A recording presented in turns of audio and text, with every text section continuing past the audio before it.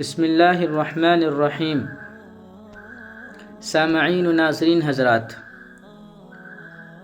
ہم سب جانتے ہیں کہ رجب کا مہینہ چل رہا ہے، اور اس مہینے میں اللہ کے نبی صلی اللہ علیہ وسلم سے، صحابہ سے نوافل روزے کا رکھنا ثابت ہے، اور پورے مہینے میں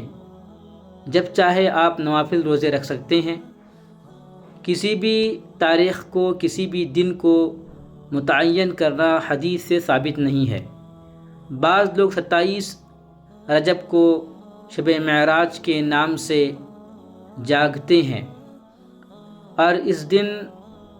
فلاں اتنی رکعتیں نوافل کی پڑھتے ہیں، اور ایک مخصوص رسم کے طور پر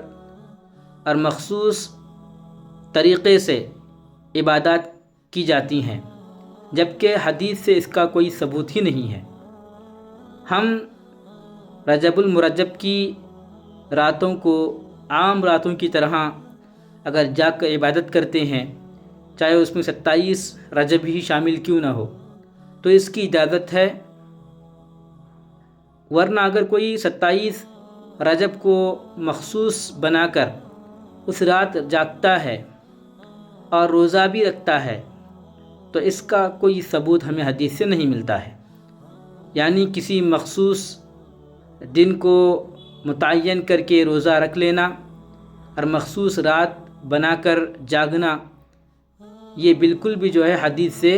ثابت نہیں ہے۔ اگر کوئی اس طرح کرتا ہے تو وہ بدعت کام ہے، من گھڑت کام ہے، جس کا ثبوت قرآن میں تو چھوڑو، حدیث میں بھی نہیں ملتا ہے، نہ صحابہ کی زندگی میں اس کا کوئی ثبوت ملتا ہے۔ تو لہٰذا ہمیں صرف وہی کام کرنے چاہیے جو احادیث سے ثابت ہوں، اور جس کو ہمارے نبی صلی اللہ علیہ وسلم نے کیا ہو یا صحابہ نے اس پر عمل کر کے دکھایا ہو۔ لہٰذا اہل علم بھی اس سلسلے میں یہی کہتے ہیں کہ اس طرح کی کوئی روایت نہ ان کو پہنچی ہے، اور نہ ہی انہوں نے کسی بھی اللہ والے کو ایسا عمل کرتے ہوئے دیکھا ہے۔ تو ثابت یہ ہوا کہ 27 رجب کو جاگنا اور روزے رکھنا کسی بھی دن کو خاص کر کے رجب کے مہینے میں بالکل بھی ثابت نہیں ہے، اس سے پرہیز کرنا ضروری ہے۔ اس کے علاوہ بہت سارے رسم و رواج کیے جاتے ہیں، اس مہینے میں کنڈے بنائے جاتے ہیں، لہذا بہت ساری چیزیں ہیں جو حدیث سے ثابت نہیں ہیں، نہ صحابہ سے ثابت ہیں، نہ اولیاء کرام سے ثابت ہیں۔ یہ صرف بعد کے لوگوں کی اپنی طرف سے کی ہوئی من گھڑت باتیں ہیں اور ان کے من گھڑت کام ہیں، جس کو انہوں نے دین کی طرف منسوب کر دیا ہے،